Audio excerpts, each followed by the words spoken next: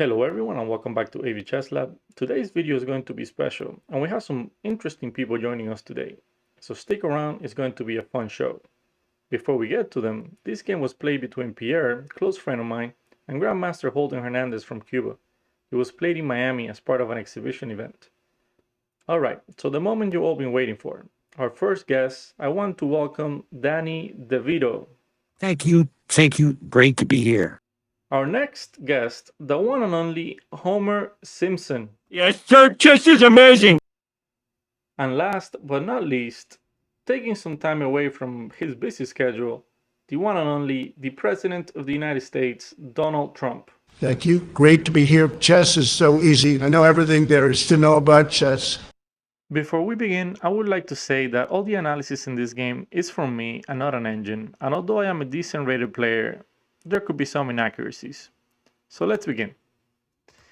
We have d4, knight to f6, bishop to f4, and here we have a London.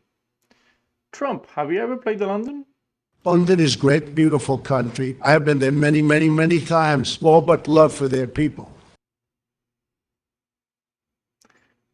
Interesting answer there. c5, a typical maneuver attempting to trade a flank pawn for a center pawn.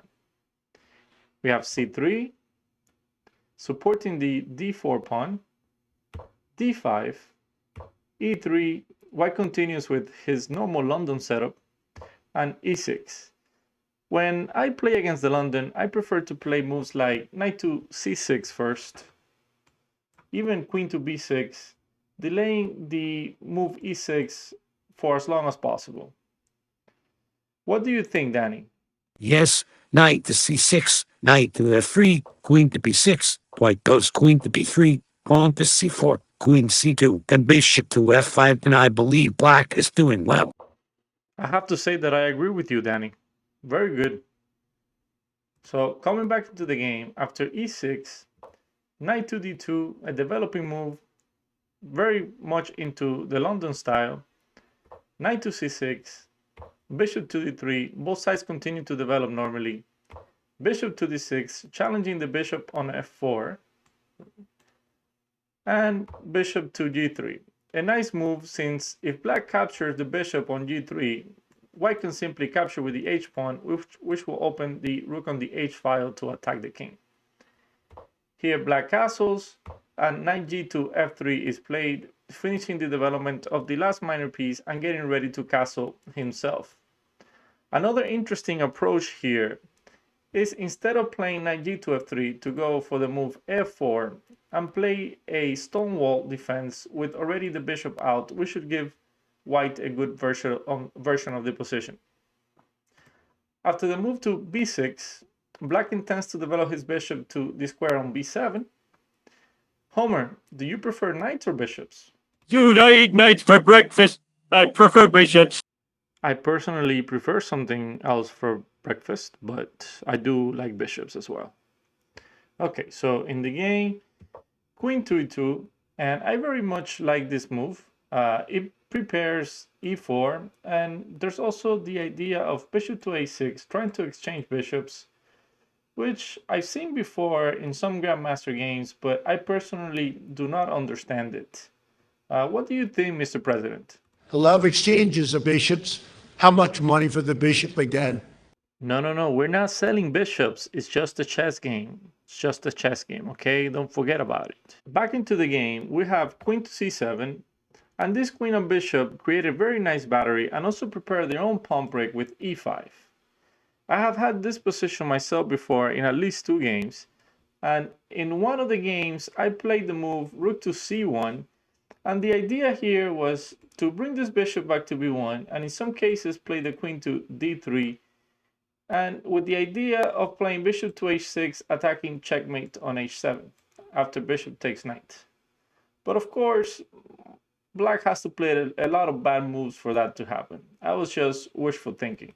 In my other game, I went king castle, and after the move to e5, everything got traded on e5, and it was a pretty equal game. In the game, e4 was played, and I do agree. It's probably the best move since white has the more active pieces. So d takes e4, knight takes e4, knight takes e4, and queen takes e4. Simply threatening checkmate on h7. I, on the other hand, would have preferred the move bishop takes on e4. And here, if black plays a natural move, like for example, bishop to b7, we have bishop takes h7, king takes h7, knight to g5, king g6, knight to e4, with the double threats of the on the bishop with the knight and our bishop on g3. Bishop takes on g3, and here we can finish the game beautifully with queen to g4, king to h7, h takes g3 check, king to g8, and knight to f6 checkmate. What do you think about this mate, Danny? What beauty! I did not even see that. So after queen takes on e4, f5, attacking the queen and obviously preventing the checkmate on h7. We have bishop takes on d6. And maybe white was afraid of queen to e2, f4, but I don't think this is very good since it opens up our bishop again, and we can simply just move this bishop here and nothing is happening. But after bishop takes d6, queen takes on d6, queen to e3.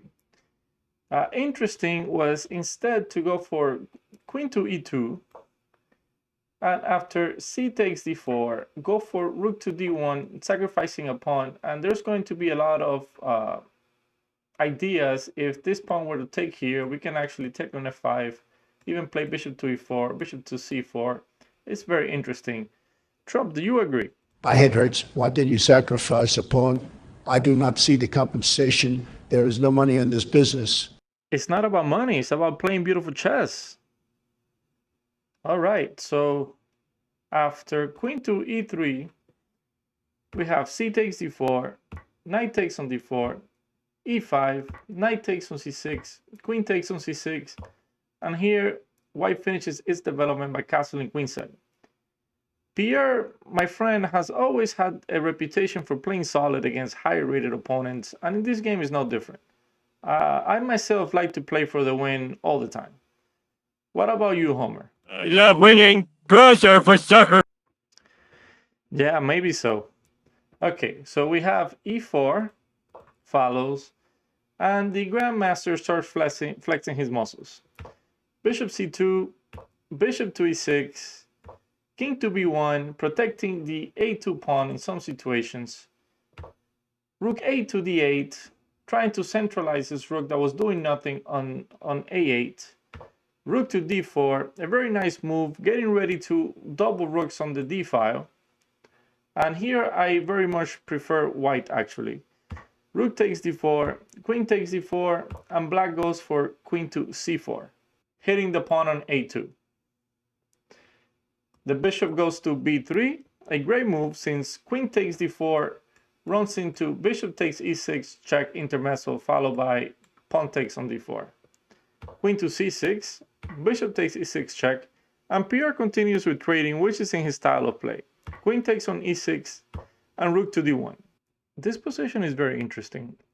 White looks better because of the centralized pieces, but black has a 4 versus 3 pawn majority on the king side, giving him counterplay and chances to win, so I think this position is balanced.